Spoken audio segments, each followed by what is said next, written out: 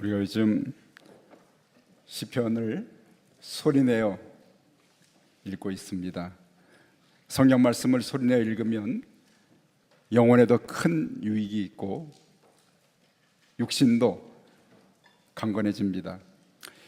시편은 모두 150편이지만 성경 가운데 가장 짧은 구절을 갖고 있습니다. 117편 같은 경우는 단 2절밖에 안 되죠. 가장 긴 성경도 시편 119편에 있습니다. 무려 176절이나 됩니다. 시편은 모두 다 찬양과 기도의 형식을 가지고 있습니다. 여러 명 사람들이 지었지만 특별히 그 가운데 73편이나 되는 많은 양의 노래를 다윗이 짓게 됩니다. 다윗이 불렀거나 다윗과 연관된 이야기로 시편이 노래 불려지고 있습니다. 그 가운데 여러분 특별히 13개의 시편이 다윗과 관련된 특정한 어떤 사건에 대한 이야기를 언급하고 있죠. 예를 들면 이런 이야기입니다. 다윗이 그 아들이 반역을 일으켜서 아들을 피하여 도망할 때 지은 그 심정을 토한 노래가 있습니다. 압살롬이 반란을 일으켜서 목숨을 보존하기 위해서 광야로 아버지 다윗이 피신합니다. 전쟁이 일어나고 아들과 아버지가 싸움을 싸웁니다. 결국 아들이 생명을 잃게 됩니다. 엄청난 대가를 치루었죠. 왕위를 다시 찾았지만 그러나 아들을 잃어버린 너무나 큰 슬픔을 당하면서 그가 애통해 하게 됩니다. 그 전쟁에서 부른 노래가 시편 3편이죠. 여호와여 나의 대적이 어찌 그리 많은지요. 일어나 나를 치는 자가 많으니이다. 천만이 나를 애워싸 진친일지라도 나는 두려워하지 않겠습니다. 이렇게 노래합니다. 18편은 이런 노래도 있죠. 여호와께서 다윗을 그 원수의 손과 사울의 손에서 구원하신 날에 이렇게 노래합니다. 나의 힘이 되신 여호와여 내가 주를 사랑하나이다. 여호와는 나의 반석이요 나의 요새시요 나를 건지시는 이시요 나의 하나님이시요 내가 그 안에 피할 나의 바위시요 나의 방패이시요 나의 구원의 뿌리시요 나의 산성이시로다. 오늘 우리가 부른 노래잖아요, 그렇죠? 오늘 우리가 함께 불렀던 노래인데요. 오늘 이렇게 우리 난제배에서는 처음 불렀는데 성도들이 다 가수야, 다 잘 불러냐. 어쩌면 그렇게 목사를 닮아가지고 잘 부르는지. 감사합니다. 이런 노래도 있습니다. 다윗이 사울을 피해서 도망하였는데 아비멜렉 앞에서 살 길이 없어가지고 미친 사람처럼, 미치광이처럼 그렇게 행동합니다.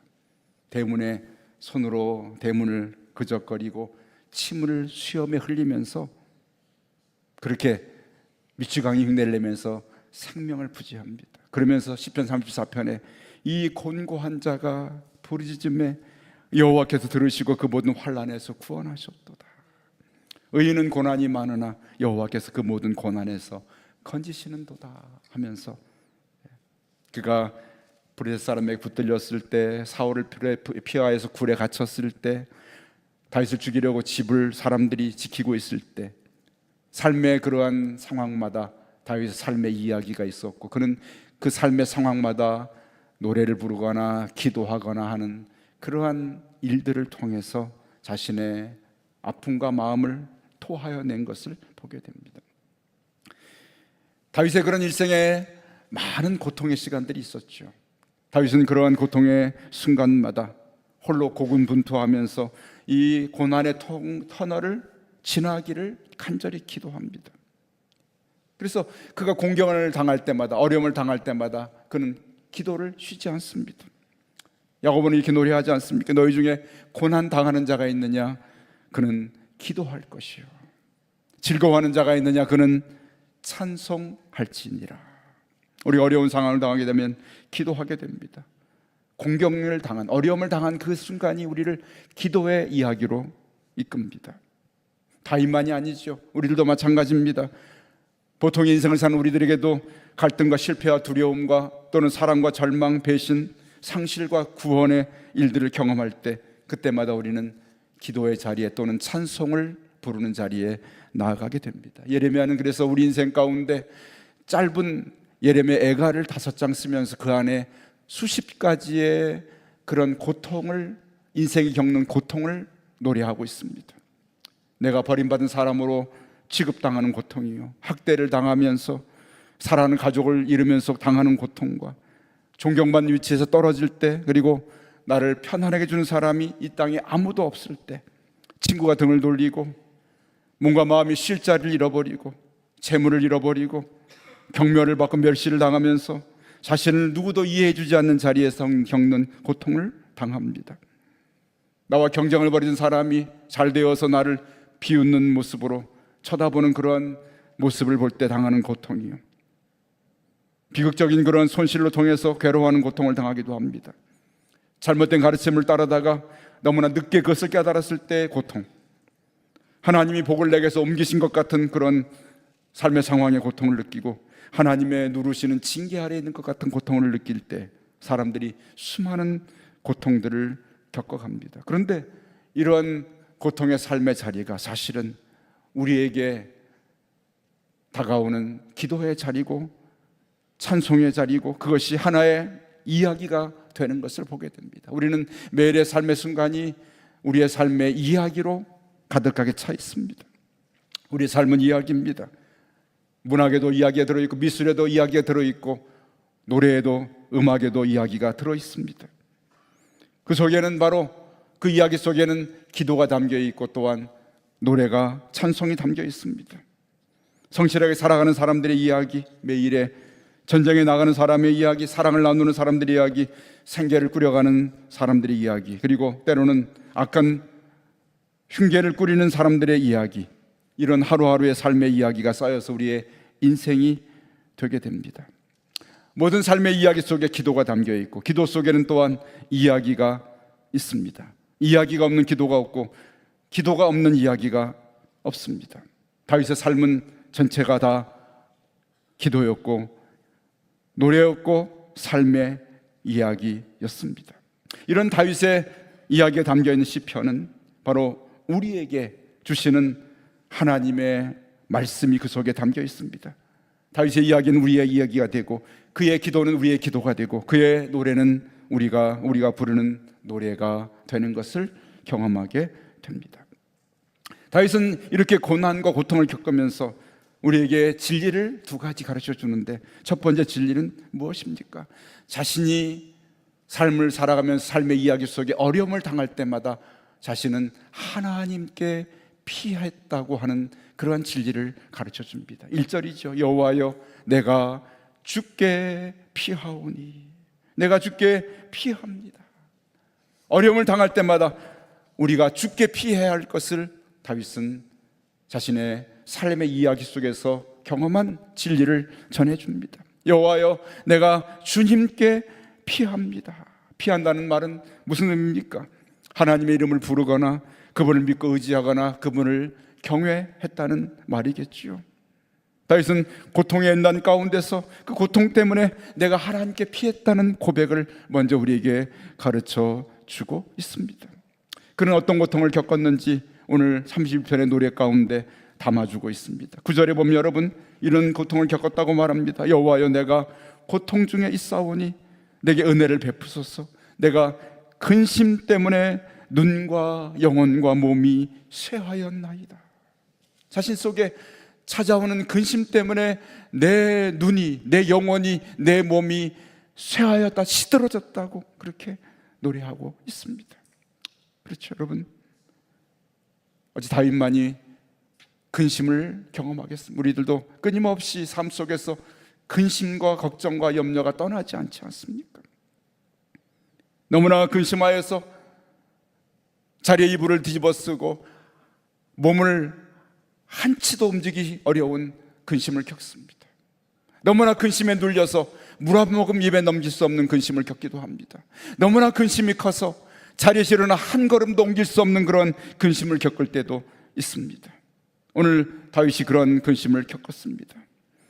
너무나 근심이 돼서 눈이 쇠하여지고 영혼이 쇠해지고 몸이 쇠하여져서 그만 모든 것들이 자포자기 되고 모든 것이 고통이 되고 도무지 모든 것이 침체가 되어서 온몸이 온 영혼이 말라간다는 그런 고백을 다윗이 자신이 겪은 고통을 통하여 전하고 있습니다. 내가 이런 고통을 겪었습니다. 두 번째 그가 겪은 고통은 11절입니다. 내가 모든 대적들 때문에 욕을 당하였습니다. 곤욕을 치렀다는 얘기죠. 내 이웃에게는 심히, 가까운 사람에게는 더 극심하게 내가 곤욕을 당했습니다. 자신을 죽이려고 달려드는 대적들이 자신을 둘러쌉니다. 곤욕을 치릅니다. 생사의 기로에 놓이게 됩니다. 자신을 쫓아옵니다. 고단함에 빠뜨리고 몸서리치게 만듭니다. 그런데 다윗은 이러한 근심으로 짓눌리고 대적들 때문에 심한 곤욕을 치를 때 그가 택한 것은 무엇이었나요? 하나님을 원망하고 등을 돌리고 멀어지는 것이 아니었습니다. 하나님을 피하는 자리가 아니었습니다. 그는 오히려 고난이 찾아오고 근심으로 짓눌리고 그리고 자신이 대적들로 인하여서 극심한 곤욕을 치를 때 그는 오히려 하나님께로 피하였다고 말하고 있습니다. 어려울 때 하나님을 등지는 것이 아니라 오히려 하나님 품에 더 파고들면서 그분에게 찾아가고 그분에게 안기고 그분에게 더 가까이 나아가는 것이 바로 내가 택한, 내가 경험한 인생의 진리라고 우리에게 가르쳐 주고 있는 줄로 믿습니다. 14절에 그래서 그는 말합니다. 이렇게 노래합니다. 여호와여, 14절이죠. 그러하여도 나는 주께 의지하고 말하기를 주는 내 하나님이시라 하였나이다. 아멘. 이렇게 근심이 나를 누르고 내 눈과 영혼과 내 육체가, 내 몸이 근심으로 짓눌리고 쇠하여 갈 때도 나는 하나님 품으로 달려들었습니다. 더 가까이 나아갑니다. 대적들이 나를 둘러싸고 나를 참 곤욕스럽게 만드는 고통 가운데 던져졌을 때도 나는 더 가까이 하나님께로 피하였습니다. 이것이 다윗이 전해준 인생의 진리의 첫 번째 놀라운 진리입니다. 두 번째는 그가 경험하고 우리에게 전해주기 원했던 고통 중에 발견한 진리는 무엇입니까? 19절 말씀입니다. 여러분 19절 말씀 펴서 같이 한번 큰 소리 읽습니다. 같이 읽습니다. 주를 두려워하는 자를 위하여 쌓아두신 은혜, 곧 주께 피하는 자를 위하여 인생 앞에 베푸신 은혜가 어찌 그리 큰지요. 아멘. 내가 주께 피했더니, 주께 가까이 고난 중에, 근심 중에, 대적의 그러한 나를 압박하는 자리에서 주께 피하였더니 주께서 나를 위하여서 쌓아두신 은혜를 베푸셨다는 것을 우리에게 가르쳐 줍니다. 주께 피하는 자에게 하나님이 그를 위하여 쌓아두신 은혜가 있다는 것이죠. 오늘 19절 말씀에 주를 두려워하는 자를 위하여 쌓아두신 은혜를, 주께 피하는 자를 위하여 주께서 베푸신 은혜가 어찌 그리 큰지요 라고 그렇게 고백하고 있습니다. 주님께 피하는 자, 어려움을 당할 주께 의지하고 그분에게 나아가는 자에게 하나님께서 그를 위하여서 은혜를 쌓아두고 기다리셨다는 이야기입니다. 쌓아두신 은혜는 무엇입니까? 다윗을 위해서 은밀하게 준비해 두신 은혜를 말합니다. 어려움을 당하는 사람을 주께서 보시고 주께서 그 어려움 속에서 주를 떠나고 등지고 더 멀리 가는 사람이 아니라 주께 가까이 피하여 주께 나오고 주의 품으로 파고드는 사람을 위하여 하나님이 그를 위해서 쌓아두시고 은혜를 쌓아두시고 그를 기다리고 계신다는 사실을 다윗이 경험했다는 것을 우리에게 고백하고 전하여 주고 있습니다. 주께 피하는 자에게 하나님이 은혜를 쌓아두고 기다리신다는 것입니다. 나는 모든 것을 다 잃어버리고 내 당한 어려움에 대항할 힘이 없고 나를 둘러싼 대적들에게 대항할 능력도 없고 아무것도 갖고 없는 나의 아무것도 없는 상황 속에 주께 피하여 갔더니 주께서 나를 위해서 은혜를 쌓아두시고 기다리고 계시다는 사실, 그 은혜가 너무나 크다는 이야기입니다. 저는 주께서 쌓아두신 은혜가 무엇일까 생각하다가 주께서 문득 떠오르게 하신 그런 말씀이 생각이 납니다. 사랑하는 부모님들이 자녀들의 삶을 돌아보시잖아요. 자녀들이 잘 되길 바라고 참 근심 걱정에 붙들리지 않고 살기를 원합니다. 그런데 어찌 우리 인생이 쉽게 사라지고 쉽게 되어지는 인생이 될 수 있겠습니까? 삶을 살아가면서 우리 얼마나 어려운 난관에 부딪힐 때가 많습니까? 또 살아가면서 우리가 사업을 하거나 직장을 다니거나 인생을 살아가면서 원치 않는 그러한 실패나 또는 질병이나 여러 가지 어려움 때문에 물질적인 곤란을 겪을 때가 있습니다. 정말 우리가 물질이 있을 때는 그 정도의 물질이 그렇게 크게 보이지 않았는데 어려움을 당하면 그 작은 물질이 왜 그렇게 나에게 크게 보이고 도무지 내 힘으로는 감당할 수 없는 그런 어려운 상황들을 우리가 물질로 인해 당하게 됩니다.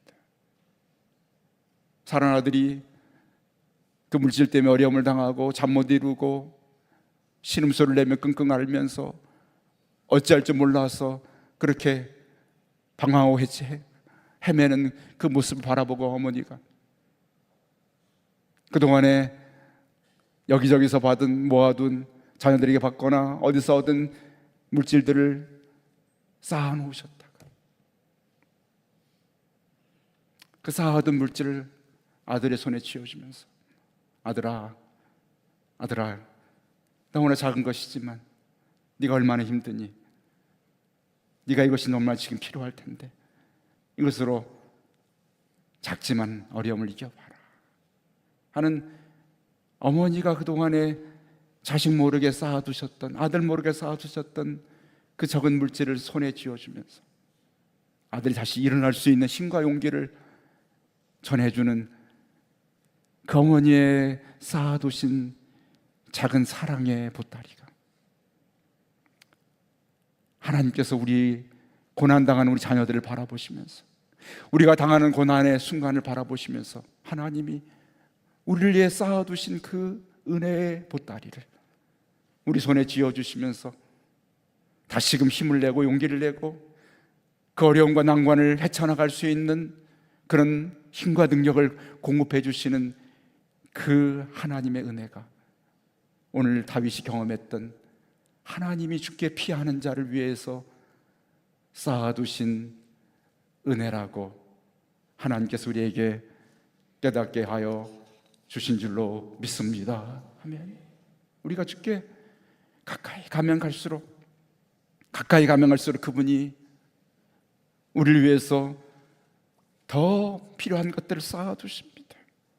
그분을 가까이 하면서 날마다 하나님께서 우리에게 필요한 그런 은혜를 준비해 놓으시고 우리를 위해 쌓아두신 은혜를 베푸시는 것이 바로 주께 피하는 자에게 주시는 하나님의 약속이고 주께 피하는 자에게 주시는 하나님의 베푸시는 은혜인 것을 다윗은 삶 속에서 경험하게 됩니다. 그리고 오늘 31장 전체에서 하나님이 자신을 위해 쌓아두신 은혜가 뭔지를 우리에게 하나씩 그 은혜의 보따리를 풀어서 우리에게 보여주고 있습니다. 여러분 7절 끝에는 이런 말씀이 있죠.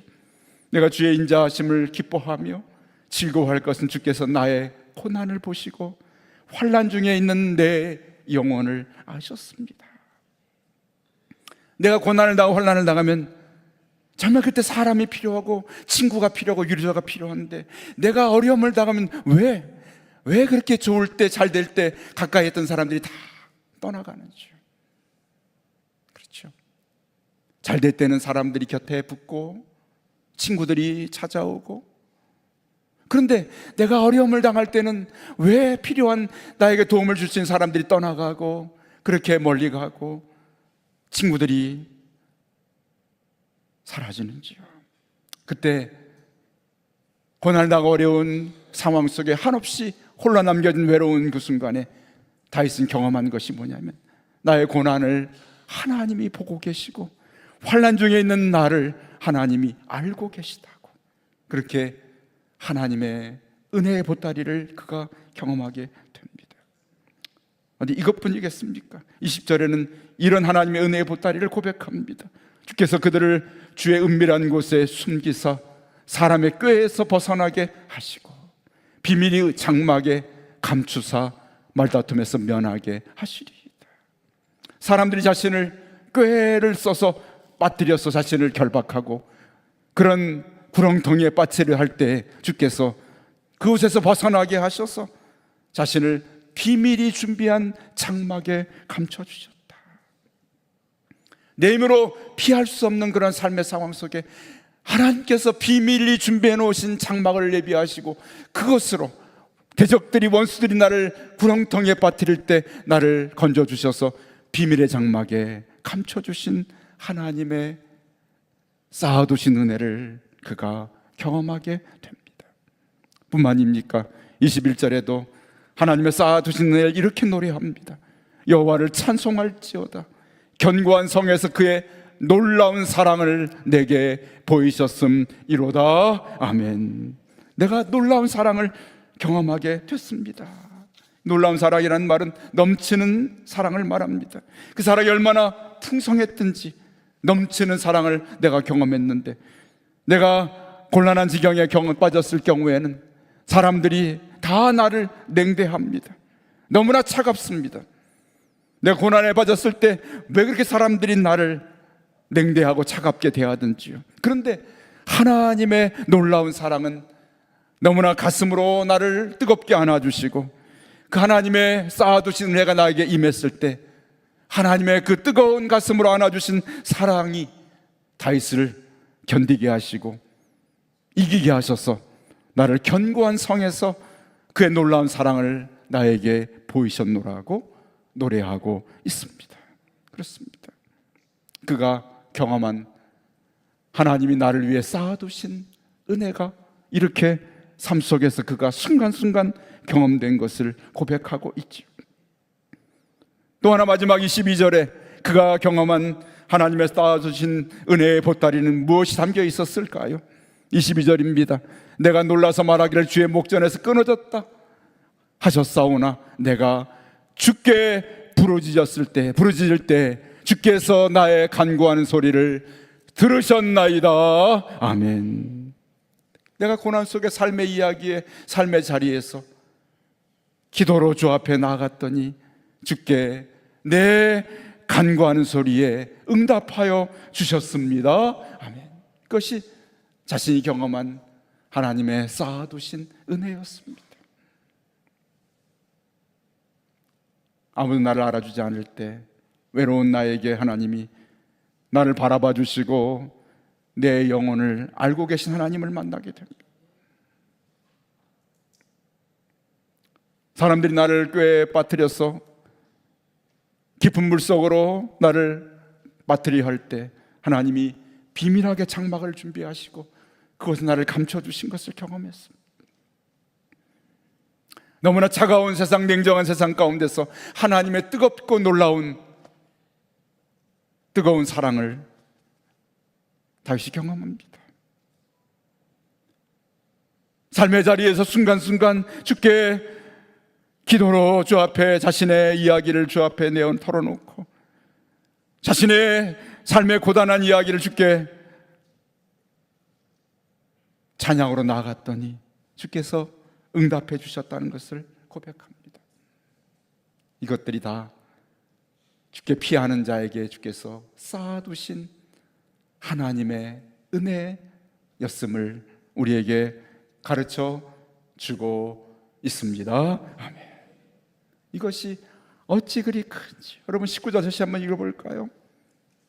저와 여러분을 위해서 하나님께서 다윗처럼 우리가 주께 피하면 주께 가까이 그 품으로 나아가면 하나님이 저와 여러분을 위해서 쌓아두신 은혜의 보따리가 예비되어 있는 줄로 믿습니다. 아멘. 같이 읽어볼까요?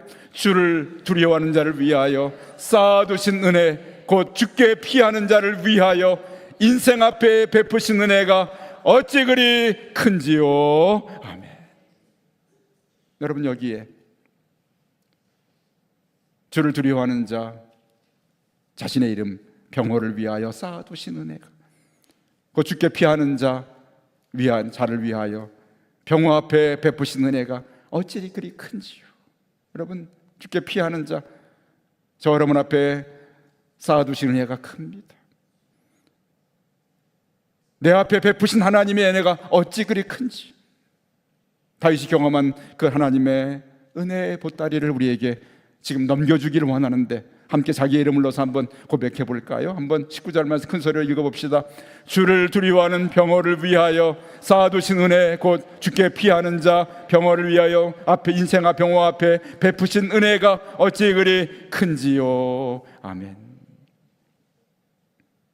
오늘 다윗이 경험한, 다윗을 위해 쌓아두신 은혜를 오늘 저를 위해, 여러분을 위해 쌓아두신 은혜로 주께 피하여 이를 여러분을 위하여 쌓아두신 은혜를 경험하는 성도들이 되시기를 주의 이름으로 간절히 축복합니다. 아멘. 여러분 인생 앞에 쌓아두신 베푸신 은혜가 얼마나 큰지를 경험하는 삶이 되시기를 주의 이름으로 축복합니다. 아멘.